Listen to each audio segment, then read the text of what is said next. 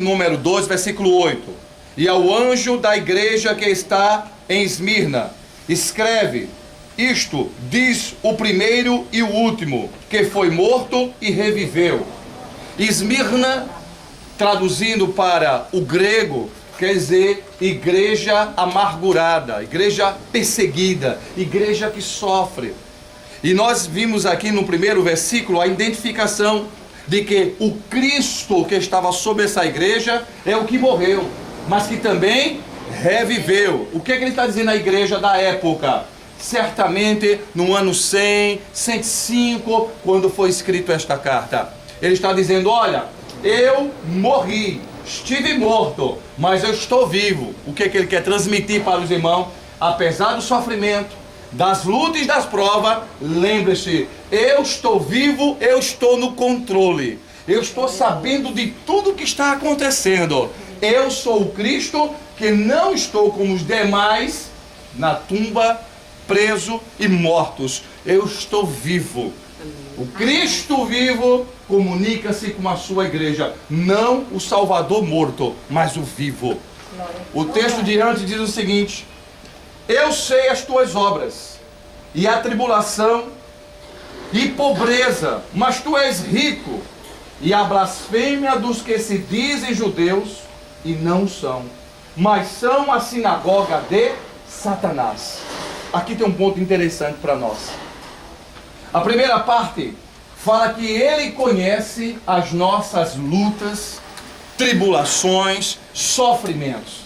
Ninguém está sofrendo, ninguém está passando por provação fora ou distante do alcance dos olhos de Deus. Ele contempla o sofrimento de cada um de nós. Diz também a Bíblia que aqui era uma igreja pobre.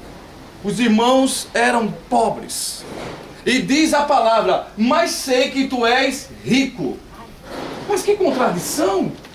Como pode uma igreja pobre e Cristo dizer: mas és rico? Aí vem a definição exata do que é riqueza do ponto de vista bíblico, do ponto de vista divino. A nossa fidelidade para com Deus, a nossa intimidade para com Deus, não nos isenta de provações, não nos isenta de lutas, não nos isenta às vezes de açoites e ser levado até a prisão. Esta é uma visão errônea da teologia da prosperidade, que as pessoas que têm casa, carro e que têm dinheiro para esbanjar são pessoas que foram alcançadas pela graça divina, são pessoas abençoadas e por isso esbanja o que tem. Que contradição nós temos agora?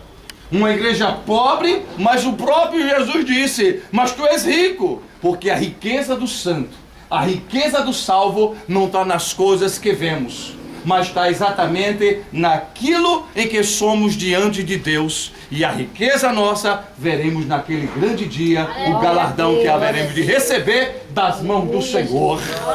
Então somos ricos, amado, por estar em família, rico porque temos um Cristo que supre todas as nossas necessidades.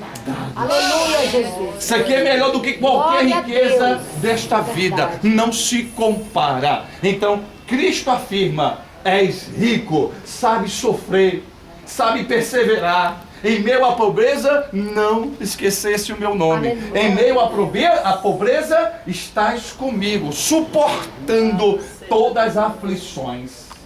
Agora, escuta o que diz ainda aqui: eis que estás sendo perseguida, sofrendo pelos que se dizem judeus, mas não são. Ou seja, judeus apóstatas, judeus que já não seguia mais o código de Moisés, a lei mosaica, judeus que abandonaram o judaísmo e agora se voltava contra os cristãos. Em várias partes da Bíblia você vai ter judeus perseguindo cristãos. E aqui Jesus está dizendo: os que se dizem, mas não são, são sinagoga de Satanás. É impressionante que também aqui em Esmirna havia um altar ao Deus vivo chamado César, e que nesse caso era Domiciano ou Diocleciano eram os imperadores da época. Para se ter uma ideia, todos que viviam em Esmirna tinham que chegar diante desse altar, que era na praça central, prestava então sua adoração. Quem não o fizesse seria eliminado. Veja quanta opressão para os irmãos de Esmirna servir a Cristo. Por isso que se levantou perseguição, porque eles não queriam aceitar a divindade César. Ou seja, estava a imagem, o busto, a estrutura toda feita em pedra do imperador romano da época. Mas com tudo isso, eles permaneceram fiéis diante de Deus, sabendo que o Senhor guardaria de toda a forma de perseguição contra ele. Além de perseguido, não estariam só, porque Cristo estaria com ele. E essa é a prova que eu apresento agora a vocês. Nada tem mais das coisas que há de padecer. Eis que o diabo lançará alguns de vós na prisão, para que sejais tentados, e tereis uma tribulação de 10 dias. Ser fiel até a morte, e dar-te-ei a coroa da vida. Preste bem atenção que esse texto aqui para mim é áureo. O diabo é poderoso, mas não todo poderoso.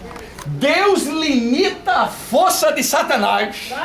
Aleluia. Porque por Satanás, gente, seria uma prisão eterna. Eliminaria. Se não fosse a graça do Senhor na nossa vida, se não fosse anjos de Deus ao nosso redor, nos protegendo, o diabo já tinha nos despedaçado. Então a Bíblia é muito enfática quando diz 10 dias. É Jesus dizendo: olha, Satanás, só 10 dias. Eu sou o Todo-Poderoso. Eu vou limitar a sua ação contra os meus servos. Aleluia, Jesus. Eles irão para a prisão, mas eu irei com ele. Eles irão sofrer, mas eu estarei sofrendo com ele. Aleluia. Ele vai padecer de toda forma de tentação. E uma delas era: ou adora a imagem de Diocleciano, ou será eliminado. Pode fazer o que quiser, pode me escorraçar, bater, mas uma coisa eu sei: Cristo está comigo. Eu suporto todo esse sofrimento. É fundamental essa parte bíblica, porque prova que em meio à dor, perseguição, sofrimento, há um Cristo que está conosco, em nome de Jesus. Deixa eu caminhar aqui para esse final triunfante, para a promessa de Cristo a todos eles. Ora, dar-te-ei a coroa da vida.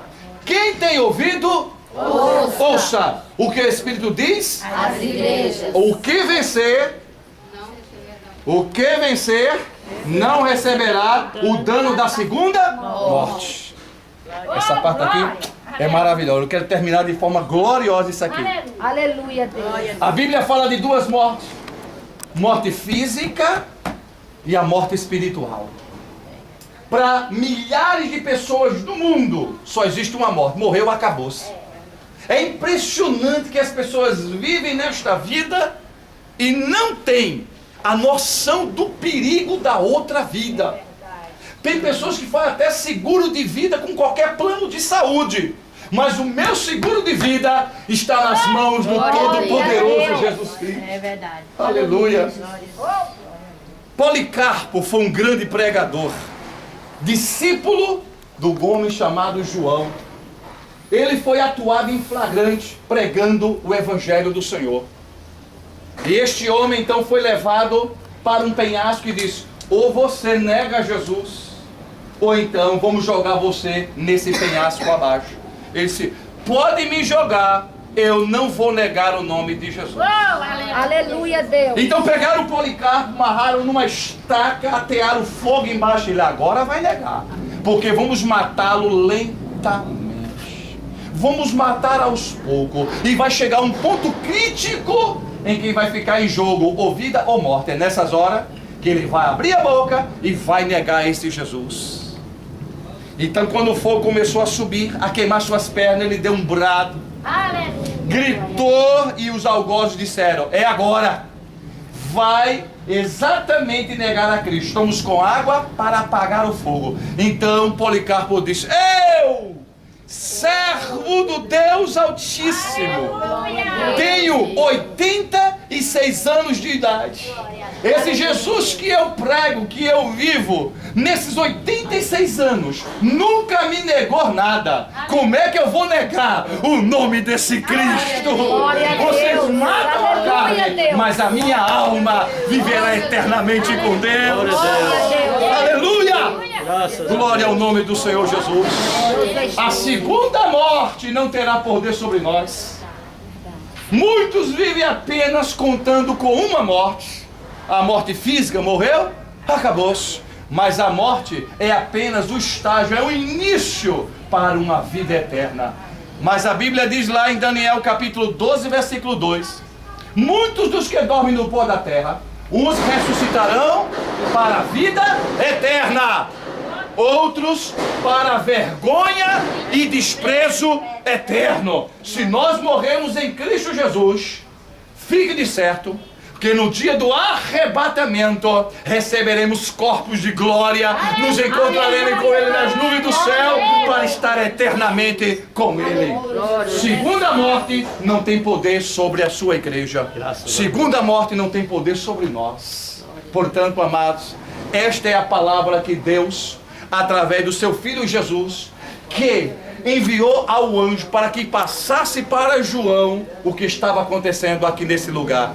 Essas palavras então confortaram os corações dos que viviam aqui em Esmirna, e por conta disso o Senhor em todo momento pôde dar a eles o conforto que eles tanto queriam. Que Deus abençoe, que Deus nos ajude. Amém. Aleluia. Pastor Brito, nos traga uma oração poderosa aqui para a gente terminarmos essa primeira sessão das 7 igrejas da Ásia, por favor.